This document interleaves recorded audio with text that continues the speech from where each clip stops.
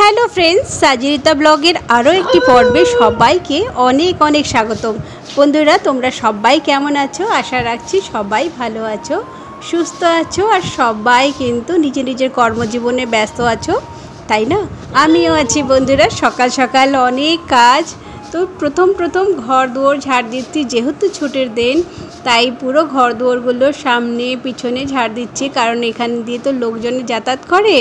আর এই পাতা নাতা থাকলে পরে না বন্ধুরা একটা ভয় সারাক্ষণ থাকে, যারা হাঁটাচলা করে তো তারা এইখানটা দিয়ে যাতায়াত করলে না দানা সাপ লুকিয়ে থাকে, তো ভয় লাগে। তাই জন্য বন্ধুরা এখানটা পরিষ্কার করে রাখছি, আর চানের আগে ঠিক এগুলো পুড়িয়ে দেবো। সবাই নিজের রুম থেকে এখনও নিচে আসেনি, আর আমি রান্না বান্নাগুলো আরম্ভ করে দিয়েছি।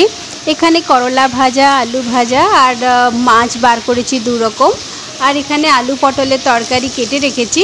আর এগুলো সব কাটাকুটি করে গুছিয়ে নেওয়ার পরে রান্নায় হাত দিয়েছি, তাতে রান্নাগুলো তাড়াতাড়ি হয়ে যায় আর সিস্টেমেটিক হয়েও যায় কাজগুলো। পাবদা মাছ ভাজা করছি, আর এইটা দিয়ে একটু ঝাল করব।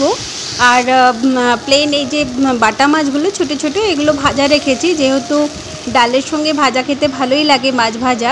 আর রেগুলার মাংস হচ্ছে বলে এসা বললো যে মা আর মাংস খাবো না, রোজই 2 দিন 3 দিন পর পরে মাংস হচ্ছিলো।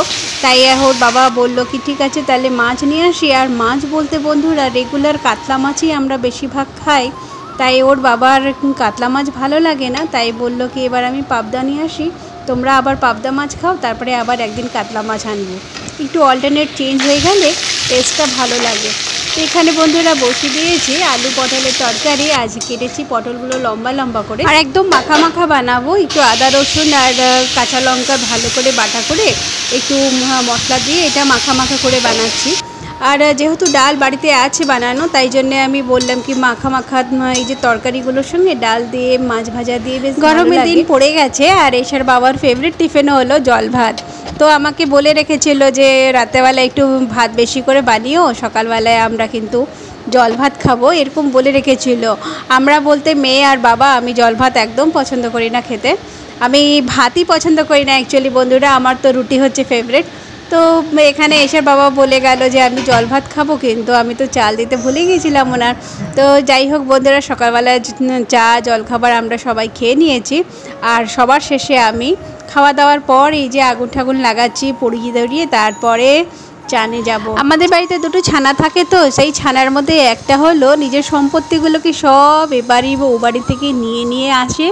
এই দড়ি নিয়ে আসলো, এক প্লাস্টিক গুচ্ছা নিয়ে আসলো, তারপরে পলিথিনের কিছু নিয়ে আসলো, প্যাকেট কিংবা কোনো মিষ্টির প্যাকেট নিয়ে আসলো, ভাঁড়, এই সমস্ত নিয়ে আসে। আর এগুলোকে আমাকে পরিষ্কার করতে হয়। যত রকম আবর্জনা ছিল সব পুড়িয়ে দিয়েছি, চান ঠান করে ঠাকুর নাম নিয়ে এখন খাওয়া দাওয়া করছি।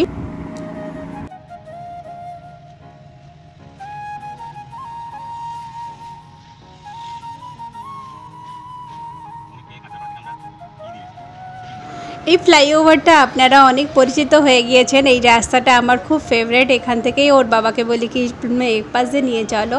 দেখো বন্ধুরা, এখানে মা গঙ্গার উপরে এই ফ্লাইওভারটা তৈরি হচ্ছে। কত আস্তে আস্তে করে কাজ হচ্ছে মনে হচ্ছে না, না অনেক ফাস্ট কাজ হচ্ছে। এবছর এই গঙ্গার উপরে যে ফ্লাইওভারটা হওয়ার সেটা কমপ্লিট হয়ে যাবে, আমি আপনাদেরকে দেখাবো।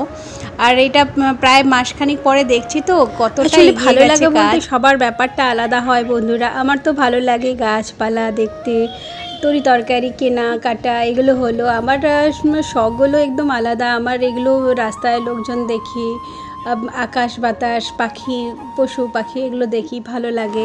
রাস্তার দুধারে আলু চাষ হয়ে গিয়েছে, এখন ধান বসানো হয়ে গেছে। আর এই এখন সব জায়গায় বর্ধমানে খালি আলু, সব জায়গায় আলু, আর আলু এত সস্তা, যারাও চাইবেন বন্ধুরা কিনে আনতে পারবেন। 2-3 টাকা করে কেজি, দারুণ লাগে কিনতে, কিন্তু কিনতে হবে 50 কেজি। বাড়িতে এসেই বন্ধুরা 2টো কুমড়ো নিয়ে এসেছিলাম হাট থেকে, আর হাটের থেকে 2টো কুমড়ো 20 টাকাতে নিয়ে এসেছি 2টো।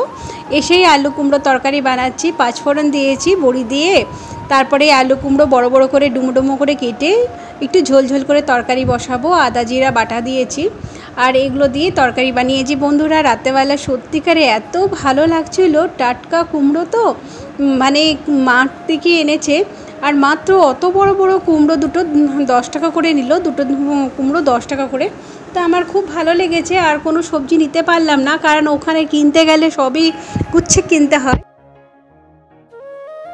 একটু তাড়াতাড়ি হয়ে যাবে বলে একটু গরম জলটা দিয়ে দিলাম তরকারিতে, আর একটু ঝোলঝোল করে রেখেছি, কারণ ঝোলঝোল করে না রাখলে রুটি দিয়ে তরকারি ভালো লাগে না, একটু রসা রসা হবে, বেশ ভালো হবে।